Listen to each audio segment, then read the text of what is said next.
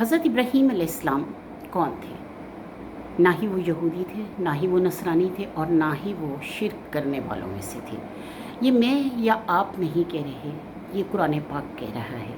اللہ تعالیٰ فرما رہا ہے۔ اللہ نے اپنے کلام میں حضرت ابراہیم علیہ السلام کے دین کے بارے میں، ان کے مسلک کے بارے میں اور ان کے ایک اللہ کی عبادت کرنے کے بارے میں خود بتایا ہے، یعنی حضرت ابراہیم علیہ السلام کی گواہی اللہ تعالیٰ نے خود دی ہے۔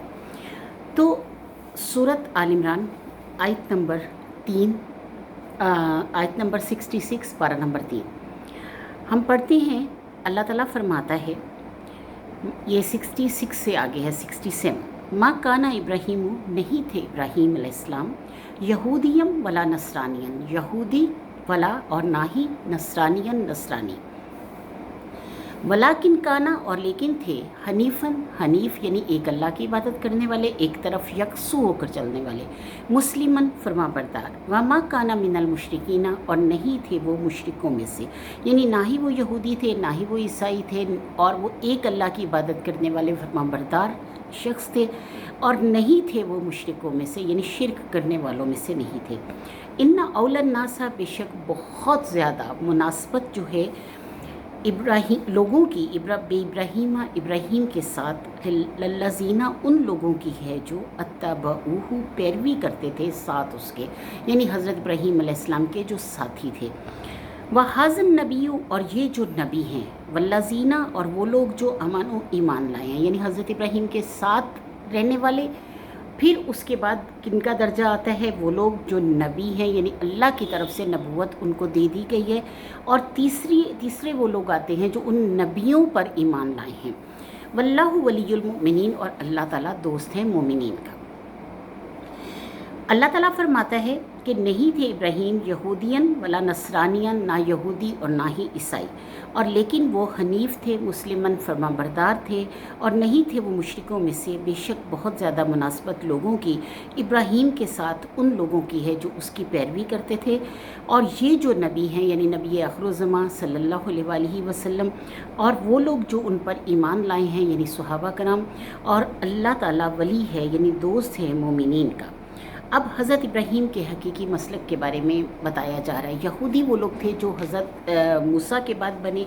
اور عیسائی وہ لوگ تھے جو حضرت عیسیٰ کے بعد بنے۔ اب نہ تو حضرت ابراہیم علیہ السلام حضرت موسیٰ کے بعد آئے، اور نہ ہی حضرت عیسیٰ کے بعد آئے، وہ ایک اللہ کی عبادت کرنے والے تھے۔ پھر یہودیوں کے بارے میں اللہ تعالیٰ نے خود قرآن پاک میں فرمایا کہ وہ لوگ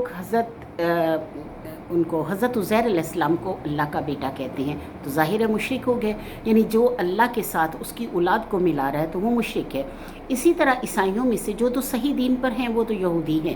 یعنی یہ صحیح دین پر ہیں، وہ حضرت موسیٰ کے دین پہ چل رہے ہیں، اور اللہ تعالیٰ ان کو بہتر جانتا ہے، اور جو لوگ یہ شرک کر رہے ہیں اللہ تعالیٰ ان کو بھی بہتر جانتا ہے۔ اسی طرح عیسائیوں میں بھی کئی طرح کے فرقے بن گئے، اور ایک فرقہ ان میں سے یہ کہتا ہے کہ حضرت عیسیٰ نعوذ باللہ اللہ کے بیٹے ہیں، تو وہ بھی بہت بڑا گناہ کرتے ہیں، اور دونوں کا ذکر اللہ تعالیٰ نے قرآن پاک میں کیا، اور اللہ نے فرما دیا کہ حضرت ابراہیم علیہ السلام کا مشرکوں سے کوئی واسطہ نہیں ہے۔ وَدَّتْ طَائِفَةٌ آرزو ہے، چاہتے ہیں ایک گروہ، من اہل الکتاب، اہل کتاب میں سے، لو یضلونکم، کاش کہ وہ گمراہ کر دے تمہیں، یعنی وہ آپ صلی اللہ علیہ وآلہ وسلم کے ساتھیوں کو گمراہ کرنا چاہ رہے ہیں۔ وما یضلون اور نہیں گمراہ کرتے، الا انفسہم مگر اپنے آپ کو، وما یشعرون اور نہیں وہ اس چیز کا شعور رکھتے، یعنی اللہ تعالیٰ فرماتا ہے کہ ان کی آرزو ہے بعض اہل کتاب کی کہ وہ تمہیں گمراہ کر دیں، لیکن وہ نہیں گمراہ کر سکتے تمہیں، صرف اور صرف گمراہ کر سکتے ہیں اپنے آپ کو۔ یعنی اگر ایک انسان کسی کے بارے میں غلط سوچ رہا ہے، آج بھی آپ دیکھیں کہ اگر ہم کسی کے بارے میں غلط سوچ رہے ہیں، یا اس کو اس کے دین سے ہٹانا چاہتے ہیں، یا اس کو گمراہ کرنا چاہتے ہیں، تو چونکہ ہم دھوکہ دے رہے ہوتے ہیں تو بالآخر جیت اس کی ہوتی ہے جو سچ پر ہے، اور ہار اس کی ہوتی ہے جو کہ دھوکہ دے رہا ہے، جو غلط بات کر رہا ہے۔ تو اللہ تعالیٰ فرماتی ہیں کہ نہیں وہ شعور رکھتے۔ یا اہل الکتابی، اے اہل کتاب، لما تکفرون، کیوں تم کفر کرتے ہو، بآیات اللہ، اللہ کی آیتوں کے ساتھ، یعنی کیوں تم کفر کرتے ہو اللہ کی آیتوں کے ساتھ، وانتم تشہدون اور تم گواہ ہو، یعنی تم جانتے ہو، تم حاضر تھے اس وقت، تم گواہ ہو اس وقت۔ یا اہل الکتابی، اے اہل کتاب، لما تلبسون الحق، کیوں تم ملاتے ہو حق کو،